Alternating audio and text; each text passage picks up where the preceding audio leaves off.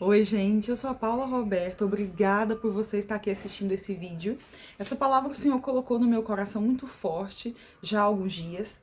Nesses dias eu tenho me dedicado a ler o livro de Atos com mais afinco. E eu percebi algo aqui que, enfim, com certeza todos vocês já conhecem essa história, mas me deixou muito apavorada. Eu vivo em Londres, nós somos missionários aqui. Quando eu falo nós, eu juntamente com a minha família estamos servindo ao Senhor. E eu percebo que muitas coisas são diferentes, né, daqui com o meu país de origem, que é o Brasil. Lógico, muitas coisas são bem diferentes, mas falando de diferenças, lendo Atos no capítulo 5, eu conheci um pouco mais profundamente a história de Ananias e Safira, que é um casal que viveu em um tempo muito especial, sabe? E tem algo naquela época que o Senhor gostaria que eu trouxesse pra gente, pro nosso hoje, que existe algumas semelhanças que o Senhor ele quer comunicar ao nosso coração. Existem diferenças, existem semelhanças daquela época da primeira igreja, a igreja primitiva, né, quando Jesus tinha acabado de subir aos céus, quando os discípulos ficaram ali continuando os milagres. Eu aprendi muito com isso e eu espero que o Senhor ministre no seu coração. Esse contexto que eu estou trazendo aqui para nós é um contexto muito bonito. A história o tempo onde vivia Ananias e Safira, o tempo onde se deu a história de Ananias e Safira foi logo quando Jesus ressuscitou e voltou para viver com o Pai nas regiões sobrenaturais, celestiais, e os discípulos continuaram aqui, fazendo o seu trabalho, levando as boas novas. Eles continuavam com os milagres. Os discípulos eles estavam fazendo muito mais, como Jesus havia dito que eles realmente fariam coisas maiores. Então eles estavam curando os enfermos, eles estavam se reunindo no templo o tempo todo, todos os dias, eles estavam de casa em casa, curando as pessoas, levando as boas novas, e era tudo maravilhoso. Era um ambiente confortável, porque era a promessa do Senhor, do Messias, que havia sido cumprida diante dos olhos deles. Então Ananias e Safira estavam neste contexto, um contexto de uma explosão espiritual, o contexto das pessoas estarem animadas na fé, o contexto de um avivamento. É tudo que nós hoje em dia buscamos, é tudo que nós realmente queremos ver. O tempo todo nós estamos tentando provocar esse tipo de coisa. E naquela época eles não precisavam provocar nada. Jesus tinha vindo para revelar o reino dos céus, para revelar aquele novo reino para aquelas pessoas, aquela nova forma de viver. Entende como Ananias e Safira foram privilegiados? Entende como aquele casal, como aquela família tinha absolutamente tudo para poder ser parte dessa história e para terem seus nomes aqui no livro, nas escrituras sagradas, para terem seus nomes na palavra de Deus, nos evangelhos, sendo registrados de uma forma muito positiva? Mas em Atos, no capítulo 5, quando menciona a história de Ananias e Safira, não menciona de uma forma gloriosa. Não é para glorificar o nome do Senhor como muitos outros nomes foram escritos. Não, infelizmente não. Ananias e Safira tiveram os seus nomes registrados aqui para que o Senhor nos mostrasse algum exemplo de como eram as coisas naquela época, e mesmo assim, olha só como foi a conduta deles. Então o Senhor quer mostrar para nós que há diferença sim daquela igreja com esta igreja. O Senhor quer nos mostrar essas diferenças, mas o Senhor também quer nos mostrar uma semelhança. Sabe, uma das principais diferenças que eu vejo é que naquela época a igreja era uma igreja totalmente provida. Claro que hoje existe uma igreja, sim, próspera, mas naquela época era um partilhar diferente, era uma entrega diária que tinha dos membros que iam recebendo o evangelho. Então, na medida que as pessoas iam recebendo na sua mente, no seu coração a palavra de Deus, elas tinham uma atitude transformada, porque aqui dentro delas havia sido totalmente impactado, e a palavra da salvação transformava as pessoas.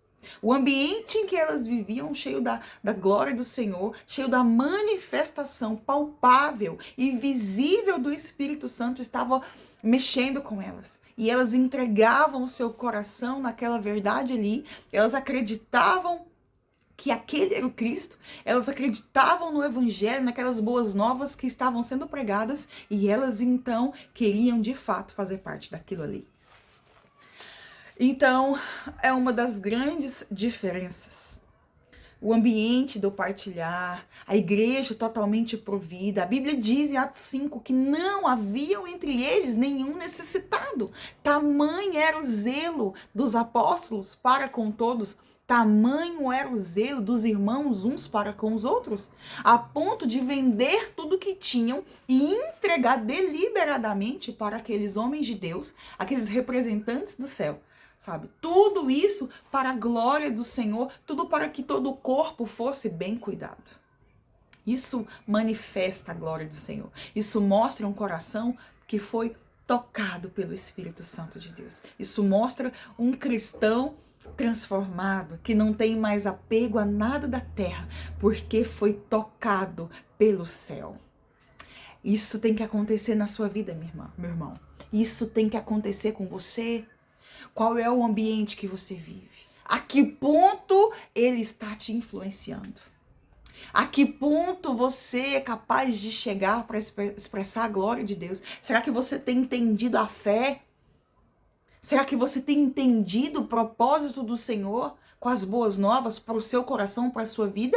Será que você tem discernimento do que Deus quer de você nesse tempo? É essa ministração que o Senhor está fazendo em mim essa semana. Nós precisamos entender o tempo em que nós estamos. E Ananias e Safira não entenderam nada. Não entenderam nada. Eles estavam nesse ambiente, eles estavam participando de tudo isso. Era milagre para tudo que é lado. Era a promessa do Messias que finalmente havia sido cumprida diante dos olhos deles. E eles estavam totalmente alheios. Sabe onde eles estavam? Sabe? Eles estavam totalmente concentrados nos seus próprios interesses.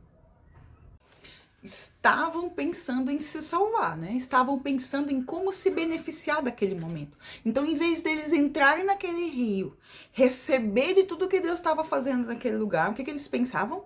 Como se beneficiar.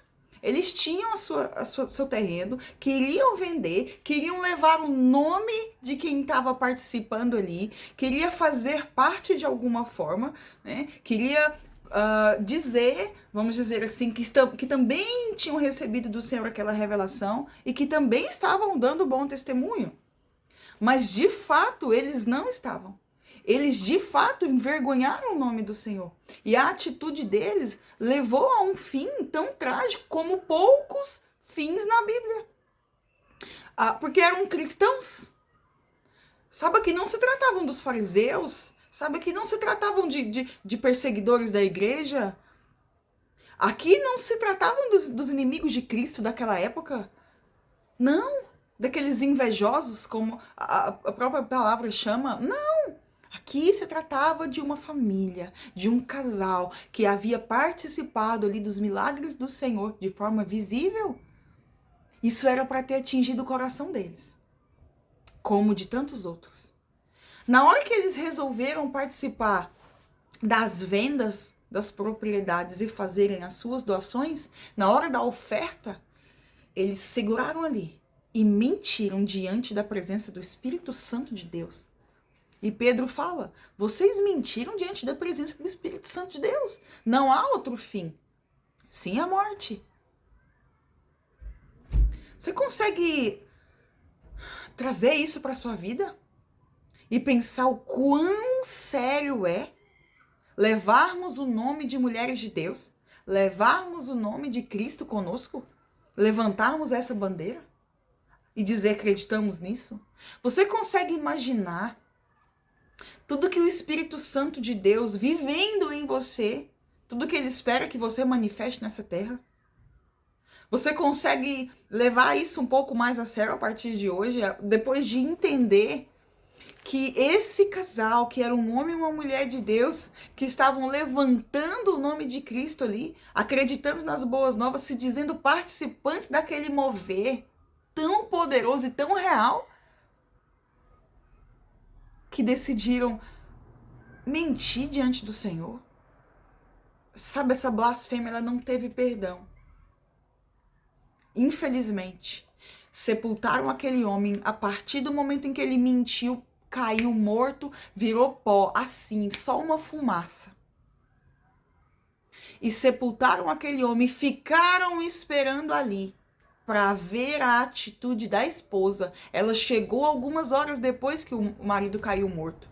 Sabe? Porque mentiu. Ele disse, Pedro disse, você mentiu para o Espírito Santo. Olha, você teve a oportunidade de construir uma história, né? Teve a oportunidade de deixar o seu nome registrado na palavra de Deus de forma positiva como a dos outros. Mas você pisou no nome do Senhor e achou que poderia brincar com esse assunto. Então ele caiu morto. E o que mais me assusta é que eles já ficaram ali esperando a mulher. Vamos ver a atitude dela. Aquela mulher teria a oportunidade de ter uma vida continuada a partir dali, de ter um encontro verdadeiro com o Senhor e de não morrer naquela hora por tão pouco. Mas ela mentiu também. Ela foi na do marido e falou, sim, mentiu também. Sabe o que me chama a atenção? Sabe qual foi a mentira de Ananias e Safira? Venderam o terreno por um valor e levaram outro valor, um pouco menor, para os apóstolos. Queria fazer de conta que era algo que não eram aqui ainda.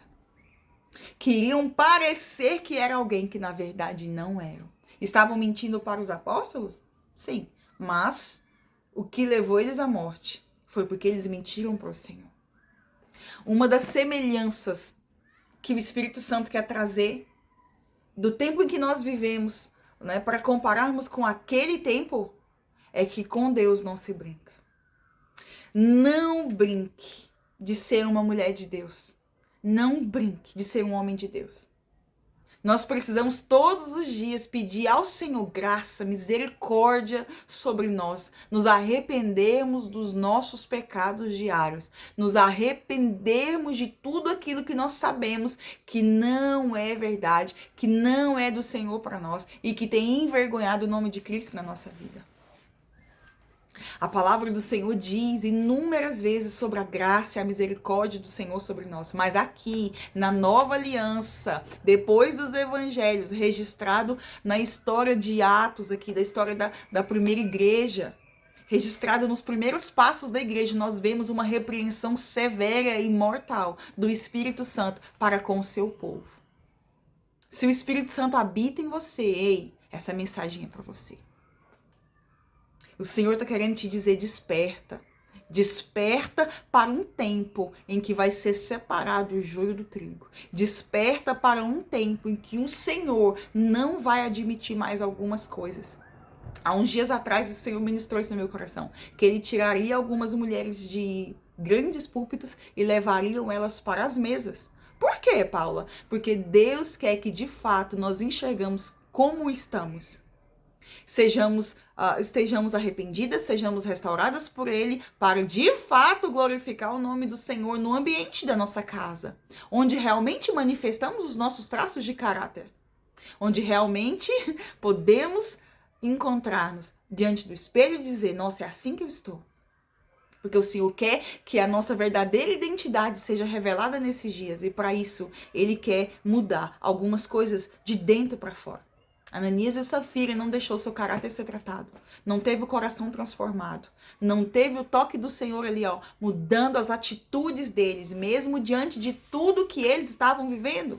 E talvez aqui entre nós esteja alguém presente, assistindo aqui, ouvindo essa palavra, que não tem deixado o Espírito Santo trabalhar na sua vida.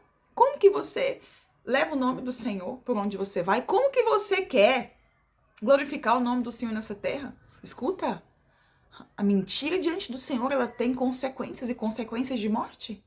O pecado que ele não é confessado, que a gente acha que o Senhor vai aceitar, não, olha, o Senhor não vai aceitar mais algumas coisas nos últimos dias. O nome do Senhor precisa ser levado a sério, como diz Apocalipse, que se suje mais os que estão sujos, né? E que se santifique mais os que são santos. Como está o seu coração? Você tem gastado o seu tempo pensando em se salvar, como Ananias e Safira, em como se beneficiar do ambiente que você está?